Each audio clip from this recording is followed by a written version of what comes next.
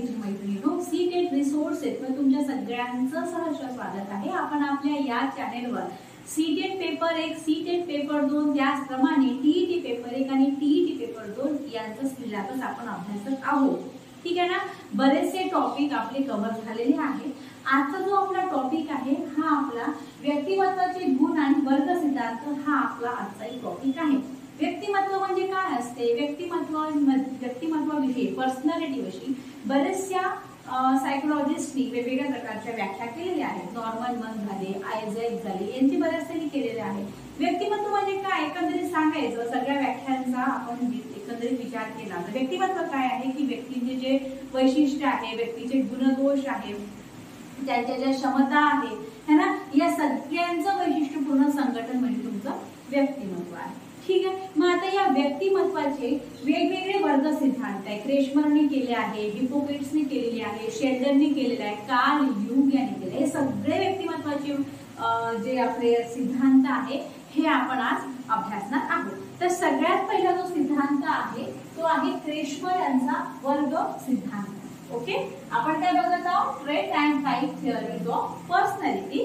यामध्ये सर्वप्रथम आपण बघूया क्रेशमर यांचा वर्ग सिद्धांत। क्रेशमरने काय केलं, क्रेशमर यांनी शरीरयष्टी व स्वभाव गुणधर्म यांच्या आधारे मेद प्रदान, स्नायू प्रदान, अस्थि प्रदान व बेडोल असे काय केले, व्यक्तिमत्वाचे त्यांनी 4 भाग मांडले। कुणी मांडले, क्रेशमरने।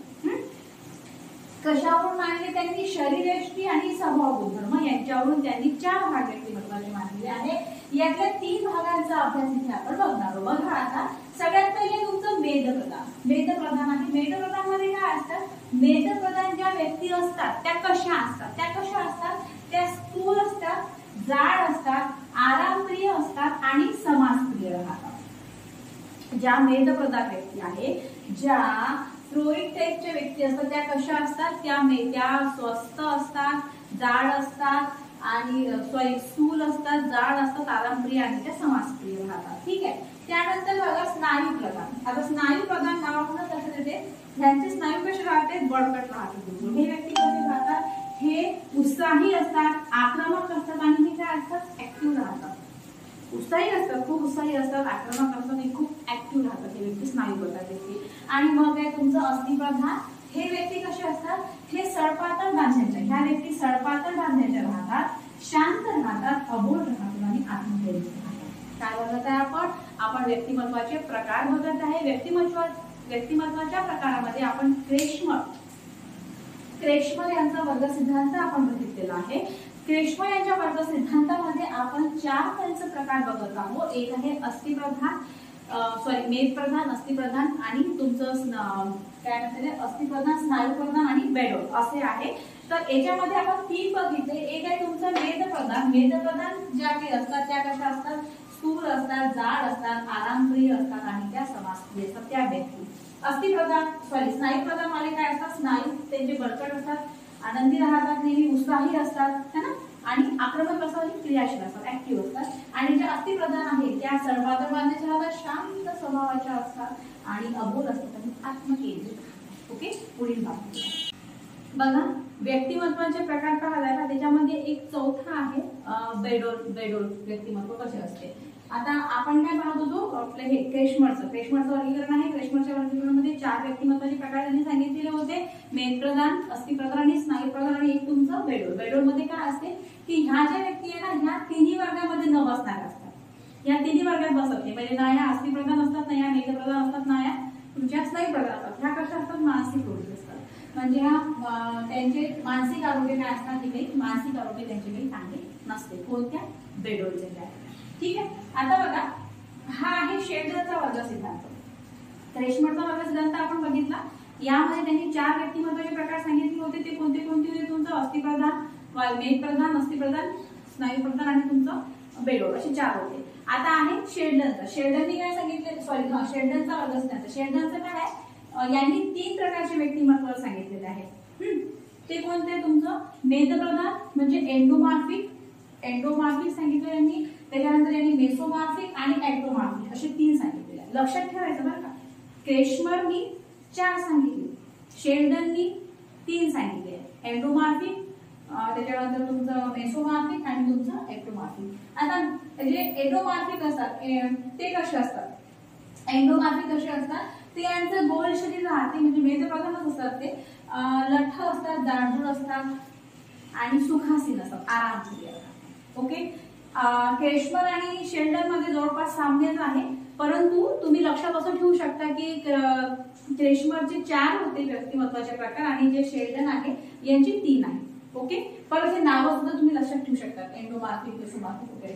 त्यानंतर स्नायू प्रधान आहे मेसोमॉर्फिक, हे कसे असतात, पिळदार स्नायू असतात, त्यांच्यात बांधीव शरीररचना राहते आणि कसं राहते, हे खूप ऍक्टिव्ह असतात, आक्रमक असतात, क्रियाशील असतात। त्यानंतर तुमचं अस्थिप्रधान एक्टोमॉर्फिक, हे कसे असतात, किरकोळ शरीराची, आत्मकेंद्रित आणि संयमी।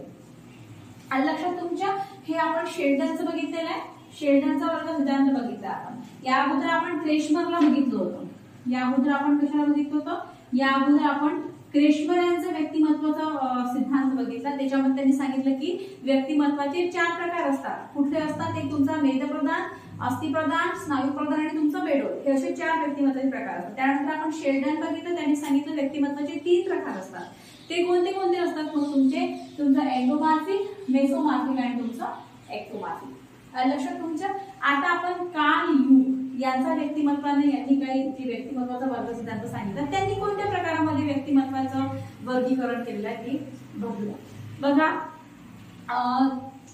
जे सोशल सायन्स असते ना, आपलं सोशल सायन्स आपला म्हणजे जे आपले पेडागॉजीचे प्रश्न उत्तर वगैरे येतात ना, आणि सायन्सचं, ओके, तर यामध्ये कसं माहितीये का, जे टीचर पेज माहिती तुम्हाला, टीचर्स पेज असते, जे आपण पुस्तकं विकत घेतो त्याच्यामध्ये एक टीचर्स पेज असते, ते टीचर्स पेज वाचणं आपल्याला फार गरजेचं आहे। ते यासाठी आवश्यक असते कारण की आपले जे काही पेडागॉजीचे प्रश्न उत्तर येतात ना, सोशल सायन्सचे आणि तुमच्या सायन्समध्ये जे पेडागॉजीचे प्रश्न उत्तर येतात, ते पेडागॉजीचे प्रश्न उत्तर सॉल्व्ह करण्यासाठी ते टीचर्स पेज आवश्यक असते। त्याच्यामुळे ते टीचर्स पेज वाचणं फार गरजेचं आहे।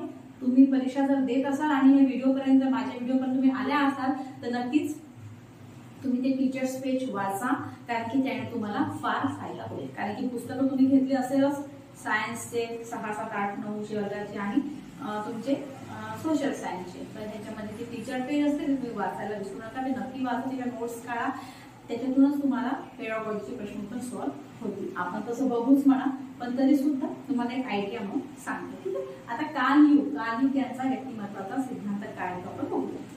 बघा, मग आता आपण कार्ल युंग यांचं बघत आहोत व्यक्तिमत्वाचा वर्ग सिद्धांत, व्यक्तिमत्वाचे काय काय प्रकार सांगितले। तर यांनी बघा, मानसिक गुणांच्या आधारे, व्यक्तीच्या मानसिक गुणांच्या आधारे यांनी व्यक्तिमत्वाच्या अंतर्मुखी, बहिर्मुखी आणि उभयमुखी असे 3 प्रकार मानलेले आहेत। ओके, आता बघा, अंतर्मुखीमध्ये काय सांगितलं, बहिर्मुखीमध्ये काय सांगितलं, उभयमुखीमध्ये काय सांगितलं हे आपण बघू। बघा, अंतर्मुखीमध्ये काय सांगितलं यांनी की ह्या ज्या इंट्रोवर्ट असतात, ह्या कशा असतात, शांत, एकांतप्रिय, अबोल, स्वतःमध्येच रममाण होणाऱ्या, स्वतः सहकार्याची यांची जास्त वृत्ती राहत नाही आणि समाजामध्ये जास्त मिक्स होत नाही। ह्यांचे उदाहरण तुम्ही काय सांगू शकता, तर तुम्ही चित्रकार सांगू शकता, लेखक, संशोधक आणि तत्वज्ञ इत्यादी यांची उदाहरणं तुम्ही सांगू शकता इंट्रोवर्टचे। त्यानंतर त्यांनी सांगितलेलं आहे बहिर्मुखी, म्हणजे तुमचं काय, एक्स्ट्रोवर्ट। तर ह्या काय असतात, ह्या यांची अगदी विरुद्ध असतात। ह्या कशा असतात, बोलणाऱ्या असतात, समाजप्रिय राहतात, विनोदी, बाह्य वातावरणातून सुख प्राप्त करणाऱ्या असतात, इतर लोकांशी मिसळून असतात, खेळाडू झाले, राजकारणी व्यक्ती झाले आणि व्यापारी, बिझनेसमॅन। ओके, आणि मग आहे तुमचं उभयमुखी। आता ह्या कशा असतात माहिती आहे का, परिस्थितीनुसार वागणाऱ्या असतात, परिस्थितीनुसार या कधी अंतर्मुखी जातात, परिस्थितीनुसार या कधी बहिर्मुखी जातात, त्या तुमच्या उभयमुखीमध्ये येतात। ओके, म्हणजे ह्या परिस्थितीनुसार, सिच्युएशन नुसार ह्या ऍक्ट करणार आहात, उभयमुखी आणि समाजामध्ये असे बरेचसे व्यक्ती आहे जे सिच्युएशन नुसार ऍक्ट करतात, बरेचसे आपण बघितलेले आहे। ओके, बरेचसे व्यक्ती आपण बघतो। ओके, तर ठीक आहे, मग यापुढचे सिद्धांत आहे 1-2, म्हणजे हिपोक्रेट्सचा आहे, आयझेकचा आहे, गार्डन ऑलपोर्टचा सिद्धांत आहे, हे पण आपण बघूया। तर आजच्या व्हिडिओमध्ये एवढं। आज आपण काय बघितलं, एकदा आपण परत रिकॉल करून घेऊ। आज आपण बघितलं, आपण व्यक्तिमत्वाचे सिद्धांत बघितले, त्यामध्ये आपण सगळ्यात पहिले क्रेशमरला बघितलं, शेल्डन क्रेशमर बघितलं। क्रेशमरमध्ये आपण बघितलं की मेदप्रधान, स्नायुप्रधान, अस्थिप्रधान आणि तुमचं बेडोल असे 4। त्यानंतर तुम्ही शेल्डनला बघितलं, शेल्डनला आपण बघितलं एंडोमॉर्फिक, एक्टोमॉर्फिक आणि मेसोमॉर्फिक असे 3 त्यांचे बघितले। आणि आता आपण लास्ट मध्ये कार्ल युंग यांना बघितलं। कार्ल युंगने सांगितलं की 3 व्यक्तिमत्वाचे प्रकार असतात, की तुमचं अंतर्मुखी, बहिर्मुखी आणि तुमचं उभयमुखी। ओके, हे 3 बघितले, ठीक आहे। तर ओके, मग या व्हिडिओमध्ये आता एवढंच। पुढील व्हिडिओमध्ये लवकरच भेटूया। एक नवीन आपण व्यक्तिमत्वाचे सिद्धांत बघू, हिपोक्रेट्स आणि आणखी गार्डन आउटपोर्ट यांना बघूया। ओके, तोपर्यंत धन्यवाद।